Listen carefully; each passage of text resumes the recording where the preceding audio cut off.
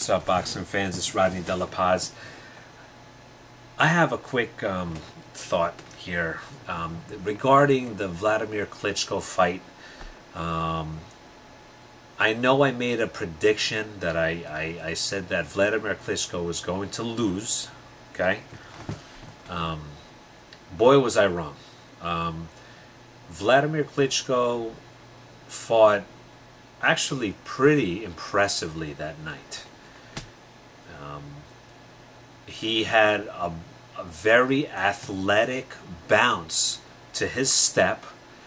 He fought very low and kept a very low stance, very balanced and in control pretty much. I mean, he leaned on, you know, his opponent. And what sucks about it is that I don't remember the opponent's name right now. It's just escaping my mind. But honestly, I really don't know who, other than his own brother, is going to be giving him a run for his money, or maybe even beat him. Okay, maybe Vitaly Klitschko, his brother, is probably the only one that could beat him at this point. But the Klitschko brothers, at 6'8", I don't honestly think there's anyone at that height and solid size with that much athletic ability can match them. I honestly don't know. And I don't know how many Lennox Lewis fans there are out there. But I honestly think Lennox Lewis did the right thing by retiring when he did, because had he rematched against Vitaly, I think Vitaly probably would have put him away once and for all. These guys are they're just really good.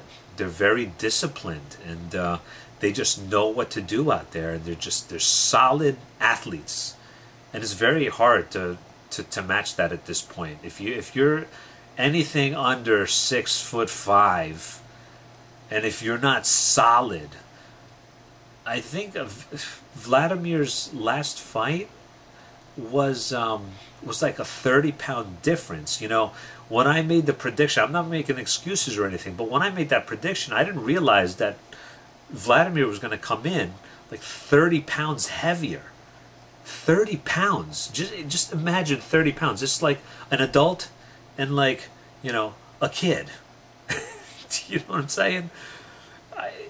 His punches, he probably didn't even feel. But you know what, interestingly enough, is that Vitaly's face, his face was actually pretty lumped up. So that's pretty impressive coming from a 212-pounder.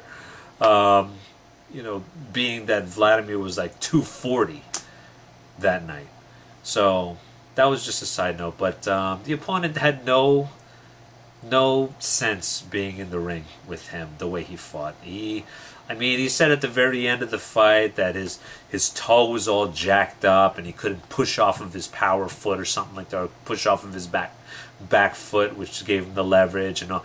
You know, I actually do buy that, but it's still no excuse for bad boxing. I mean, yes, maybe his strength was pushing off that bad foot all out of, off balance and like throwing haymakers. That's his name, Haye. But it's still, he just didn't have the fundamentals in place, and it was a really disappointing night for him, and he really didn't show any glimpses of brilliance at all, you know, in that fight. You know, so I think all the critics, including myself, Vladimir Klitschko shut us all up, and he really proved it. And really, at this point, who else is out there at the super heavyweight, you know, class? There's really no one else out there. So hats off to the Klitschkos for being future Hall of Famers, having nobody pretty much, you know, in their class at this point. They're reigning champions, and we'll never see them actually fight each other, so you can count that out. And that's it. So I guess what are we going to look forward to now? You know, Mayweather and Pacquiao, if that ever happens. So anyway, once again, that was just my quick thoughts about Vladimir Klitschko's last fight, and that's it. All right, give me a shout out, and talk to you soon.